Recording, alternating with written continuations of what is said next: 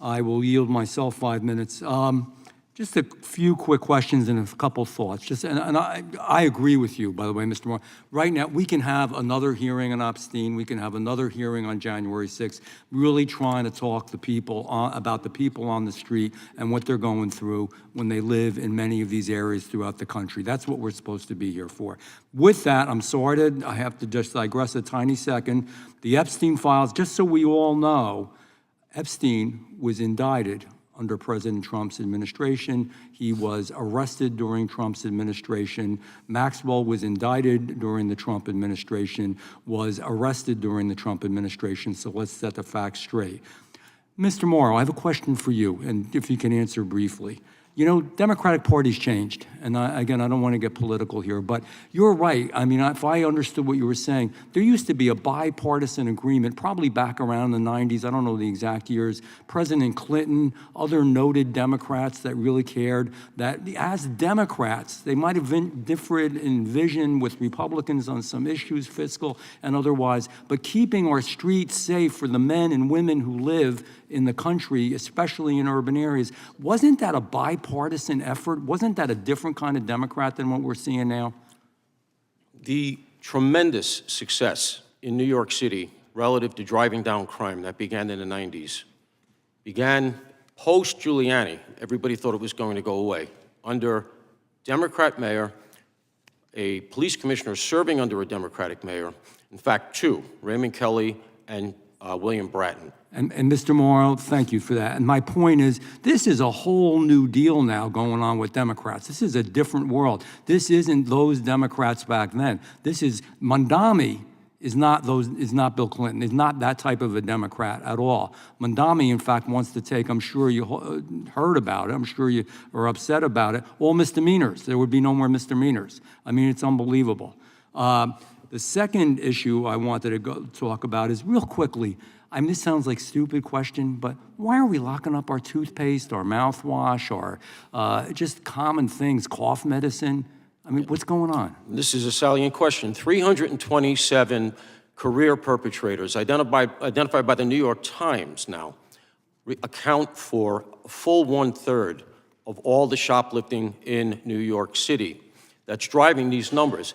The point that I tried to make in my opening statement was that we're not talking about locking up vast numbers of people now to change the dynamic on the street. What we learned from broken windows and where we are right now is if there was some surgical enforcement on people who are identified, and we just took those steps, conditions would be greatly improved.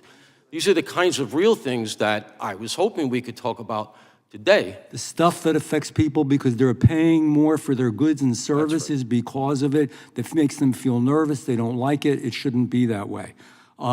Next question. Isn't part of, this, you can cook the books and statistics. We keep hearing about the statistics. Go out in the street. I know Newark well, doctor. I know it well. I, spent plenty of time there going to continuing education courses at Rutgers University.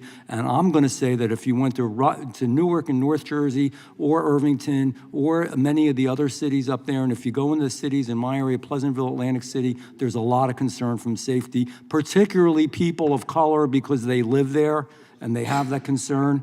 But with that saying, isn't part of the statistics, there's low morale, there's less staffing, there's less prosecution, there's less arrests, you just let it go by. So of course, with less prosecution and less arrest, you're gonna have lower numbers. Is there any accuracy to what I say?